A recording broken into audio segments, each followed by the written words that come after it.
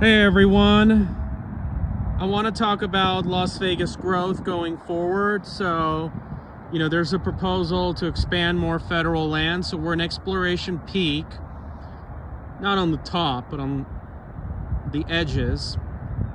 And you can see here, this is one of the infamous Stroads, arterials, collectors, middle routes, Blue Diamond Road, Highway 160. You could see how this is the intersection, all of the traffic essentially backs up all the way around here. So this is why we're opposed to Stroads, because again, you don't get the benefits of a street and you don't get the benefits of a highway. The speed limit is like 55 or so miles an hour, maybe 50, I'm not sure. And then you have a lot of this stop and go traffic. You wait for 2, 3, 4 minutes in a stoplight. It just really doesn't solve the problem. Obviously, adding another lane isn't going to do much. You can argue that this could have been a slow-moving boulevard with larger sidewalks, building setbacks at 15 foot, bike lanes, room for transit, etc. All I can tell you, this is not working. And they could have built an alternative route that's high speed, but they chose not to do that. Why? Again, because doing that requires a lot more work and a lot more cost. We all know that. So this is a more lazy and lower cost-effective way to supposedly solve the problem. You can see all this congestion building up. Not to mention, you have all these subdivisions right here. Look at this. You have these isolated, separated, large-scale developments, these 3-story apartment buildings. Again, dead-end streets, maze-like subdivisions. You don't have easy access to services, non-residential, shopping, etc. You have the apartment housing, multifamily, very separated from the cul-de-sac, tract home, cookie-cutter, single-family detached. We're about 10 miles away from the Strip. Obviously, they have a Walmart right here. Much of this area is not even developed. This is aside for commercial. But nevertheless, they could at least put more mixed use so that at least you can get better use per land. So either way, there's something being done. This corner property is not developed yet. Now, you look at this intersection, it's pretty clogged up. As you can see, all these lanes needed. You have probably like 1 or 2 left turn lanes. This is what stoplight intersection does. It requires a lot of lanes. It discourages pedestrian activity. It creates a huge amount of holdup. Now, some of you may not be a fan of roundabouts, even though you're part of the movement, but nevertheless, one of the main causes of congestion, Stroads, pedestrians not willing to walk, is the stoplight intersection.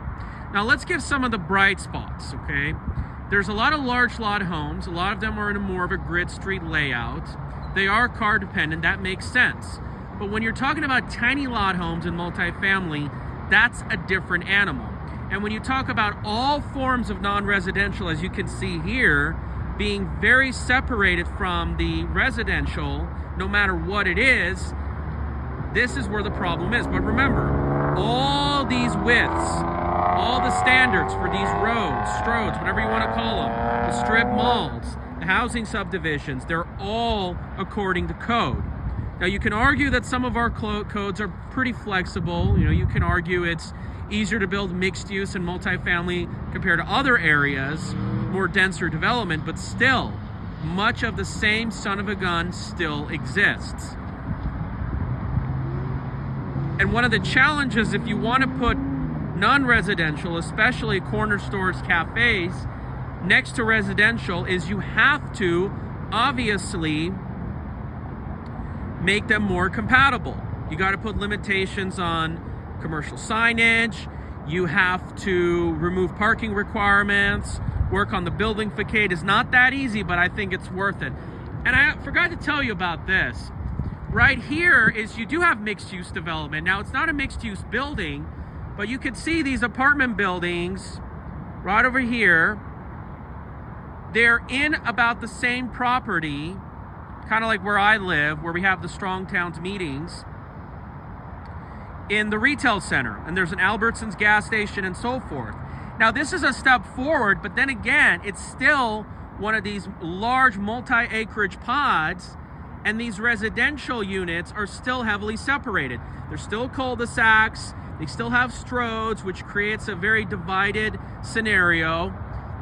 Likely these neighborhoods are gated, so it still is a very disconnected system. So just because you have mixed use doesn't mean you're entirely solving the whole problem, okay? Every piece of these commercial centers can be mixed use. That is true with residential office, but if we still have cul-de-sacs, if we still have only large-scale development, if we still have stroads, if we don't have pedestrian bicycle-friendly environments, I spoke about this in the legislative testimony on the bills today, still the status quo is perpetuated. There's no question about it. And not to mention when parking lots and garages eat up the front. That's one of the things you've got to keep in mind. Look at the width of the sidewalk, the speed of the cars, the median, all of these factors. Why aren't these housing? They could be facing this main road, and they can have garage on the other side to really create more of an open, interconnected system. Look at these people. A lot of these people still have to drive to the park, and they want to get some exercise. How is this exactly going to work? You can even create a village, commercial, residential, in this park. Which leads me to my other point. Given how this status quo has so many flaws, congestion, higher public and private costs, to maintain this. So you might argue stroads are lower cost initially, but nevertheless, the long term is not that great. You look at congestion, you look at all the health impacts, accidents, obesity, stress.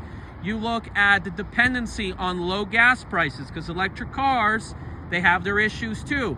There's rumors that 2 of the refineries in California are going to close, and this will also send up gas prices here. So nationally it can come down, but if gas prices go up, how are we going to make this system work? Think about it. There's all these factors you've got to consider. What about the social impacts? Do these neighbors really get together? Is there a sense of community? Yeah, there's farmers markets, but is that enough? Look at the sense of charm, beauty, character. You may argue these homes have these nice touches, but then again, nevertheless, do they have the kind of beauty and quality, and not to mention the construction durability? Look at a lot of the videos I've done. Whether they're going to be a neighborhood with character and charm in the coming years. Think about it.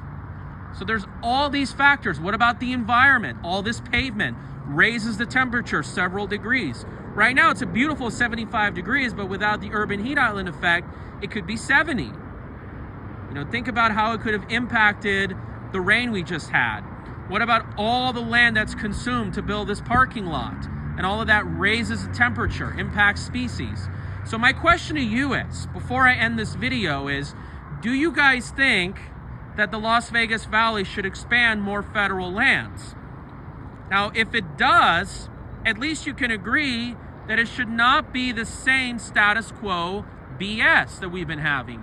All these stroads, all these parking requirements, a lot of the same BS system that we've had for 90 years.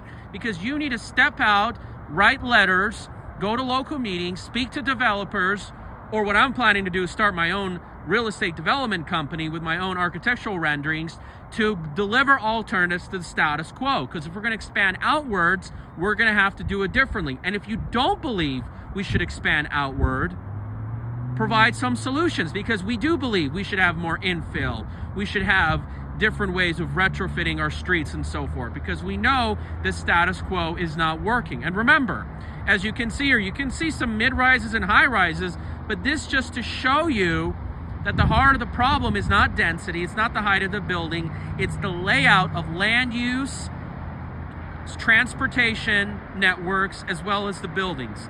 That's what ultimately matters. So you let me know what you guys think. It's a beautiful day today. Absolutely. Then again, where do you see this going forward? And Not to mention, I almost forgot to point out that the visitation to this area is negative from a year ago, which makes me wonder that we're going to have an economic slowdown. This could be an opportunity for us to slow down our efforts, rethink our decision, and expand more efficiently. By the way, the Strip has suffered. A lot of the other areas, Fremont, or even like south of the Strip, Boulder Highway, hasn't done so bad. So this lets you know everything we need to know. I also wanted to just point out that many people argue that we should expand further out is because it will increase affordability. Now, obviously, the supply and demand theory makes sense. You have more land, you have more ability to allow developers to buy cheaper land, brings more supply, may cause a glut in the housing market. That makes sense. But does supply always have to be outward? It can always go upward as well. So we should be making it easier to do both. Keep this in mind. You can expand the federal lands limit. Again, the federal government owns about 85% of the land. BLM manages it. If you expand federal land, I guess you can make the argument just to do it so that now the powers that be don't have the excuse to point fingers at it constantly. So now if it didn't do much, then this can also bring light to other ideas that have been ignored, such as more infill development.